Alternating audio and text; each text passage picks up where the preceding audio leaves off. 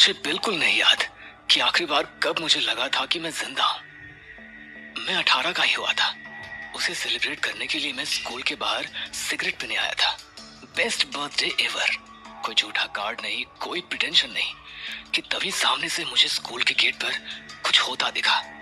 बहुत से लोग इकट्ठा हो रहे थे और अंदर आने की कोशिश कर रहे थे, पर मुझे क्या था।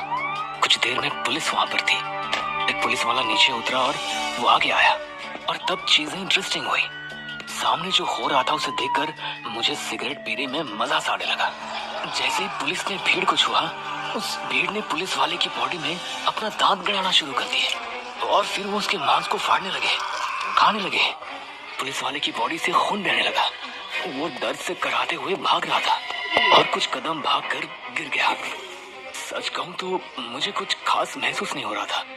मैं उस पुलिस वाले के शरीर को देख रहा था जो गेट के अंदर था, और तभी उस पुलिस वाले के जिस्म में हरकत हुई। वो खड़ा हो गया और सीधे मेरी तरफ देखने लगा। अब देखो, ऐसे मौके पर जब कोई इंसान आपके सामने ही दूसरे लोगों के हाथों खाया गया हो और उसके बाद फिर जिंदा हो जाए और आपकी तरफ देखे तो दो ही ऑप्शन होते हैं, या तो भागो या फिर सामने रहो। तो मैं चुपचाप खड़ा रहा। मैंने पैरों तले सिगरेट बुझाई और अपनी जेब से छोटा सा फोल्ड होने वाला चाकू निकाला। मैं लड़ने के लिए तैयार था। उस पुलिस वाले ने मेरी तरफ तेजी से भागना शुरू किया। जी, तेरे पास एक ही चांस है। जैसे ही पुलिस वाला मेरे रेंज में आया, मैंने घूमकर वो चाकू उसके स्कल में मार दिया था। वो पुलिस वाला मेरा चेहरा खाने की कोशिश में था और मैं चाकू को उसके दिमाग में घुसा ही जा रहा था।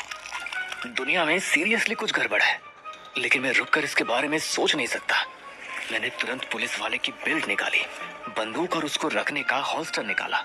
पेपर स्प्रे, हथकड़ी, radio, first aid kit, torch और एक बड़ा चाकू, सब कुछ मैंने खुद पर पहन लिया। फिर मैंने एक सिगरेट और जलाई।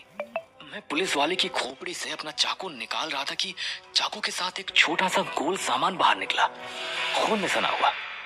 दिमाग का टुकड़ा है क्या? ओह, ये तो क्रिस्टल है। वो आदमखोर भीड़ अंदर घुस रही थी। मेरे पास ज्यादा टाइम नहीं था।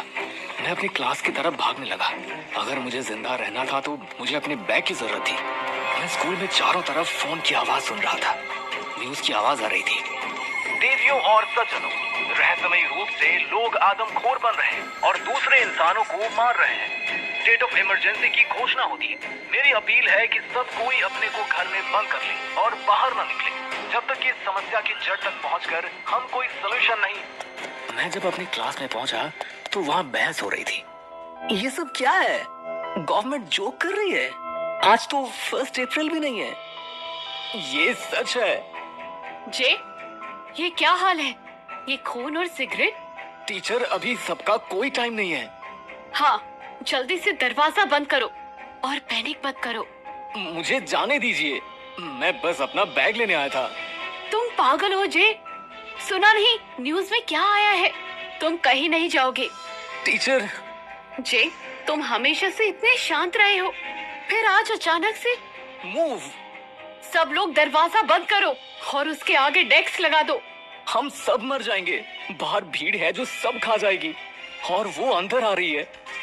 मैंने तब पुलिस वाले की बंदूक निकाली और टीचर के माथे पर रख दी। जे, मैंने कहा हटो।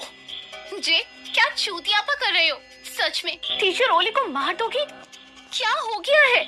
मैं आवाज को सुनकर पलटा। पीछे ईशा खड़ी थी, लाल बाल, मेरी बचपन की दोस्त, जिससे मैंने जाने कितने सालों से बात नहीं की थी, जबकि हम साथ में स्कूल आते थे, एक क्लास में। अभी उसके हाथ गुस्से से उसकी बॉडी से चिपके थे। मुझे कुछ महसूस होना चाहिए था, कुछ अपना सा, पर कुछ नहीं हो रहा था।